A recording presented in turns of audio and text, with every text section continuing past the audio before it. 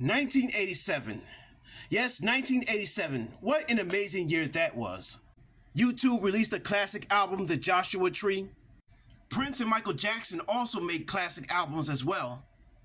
The Simpsons made their first appearance on The Tracy Ullman Show. America's finding out that Black Monday wasn't for holiday shopping. And who can forget that Ronald Wilson Reagan uttered these words at the Brandenburg Gate in West Berlin: "Mr. Gorbachev, tear down this wall." You know, looking back, I'd say that Ronald Reagan was a great president. If I wasn't such a delusional motherfucker. Look, all you MAGA boomers can get mad all you want, but it's still not going to change anything. And it still don't change the fact that Ronald Reagan was a bullshit president. Oh, I ain't forget about his wife neither. Don't worry, I got her. And just like Donnie Boy, he likes to portray this Hollywood tough guy cowboy image, but really, he's nothing more than a faker. I keep thinking about that saying, trickle-down economics, which was coined by Will Rogers, a social commentator who used that term to mock President Hoover's policies during the Great Depression. To me, it's similar to Trump's big butt fuck of a bill. According to Substack, Reagan popularized the idea that tax cuts for the wealthy will encourage more wealthy investments and in return boost job creations, raise wages, and expand the broad economic growth. But surprise, surprise, none of that shit worked. Reagan had 4 pillars of economic cuts in mind: federal spending, income and capital gain taxes, regulations on businesses, and expansion of money supply. This business plan only works for the 1%, not the middle class or the working class Americans. If you recall, by the late 70s, America was facing inflation, job cuts, and the faith in the government was already fading, and here comes old Ronald McDonald Reagan ready to save the day. Unfortunately, the first people to feel the brunt of Reaganomics were the union workers. By 1981, over 11,000 air traffic controllers went on strike to demand shorter hours and better work conditions. He fired all of them and completely banned them from federal service.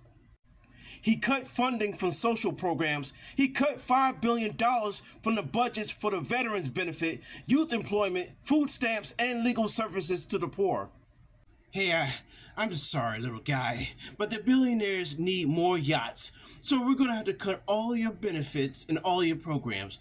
I'm so sorry, but there'll be no more food, no more new toys, no new clothing, and no new school supplies. Like, honestly, I feel real bad for the families living during those times. Like, just imagine working multiple jobs just to make ends meet, and all of a sudden you get an eviction notice because you don't have enough to pay the rent or the mortgage. And the food banks and the shelters are completely gone. And Reaganomics really hit hard in the black community. His tax cut did a lot of damage on black families as well, which I will talk about in my next video. According to ComplyEra.com, the Reagan administration has accelerated the deinstitutionalization of mental health care in the U.S., leading to overcrowded emergency rooms, homelessness among the mentally ill, and gaps in care. Also, he repealed the Mental Health Systems Act of 1980, signed by President Jimmy Carter. It's like history repeating itself. And when it comes to the AIDS epidemic in the 1980s, Ronnie Boy ain't say shit until 1985 or 87. I mean, his whole administration was too busy spending money on military funding rather than providing funding for AIDS and HIV research, prevention, and treatment. You know, I'm starting to draw similarities to Reagan and Donald J. Frog. I mean, they both catered to the wealthy Christian nationalists. They both made policies to destroy working Americans by firing union workers. But one thing I can say about Ronnie Boy is at least he didn't marry a prostitute or had connection to Jeffrey Epstein. That's all I'm gonna say. Oh, at least Reagan wasn't taking fucking naps every time.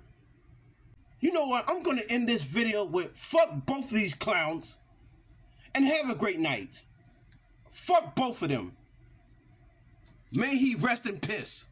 Fuck you.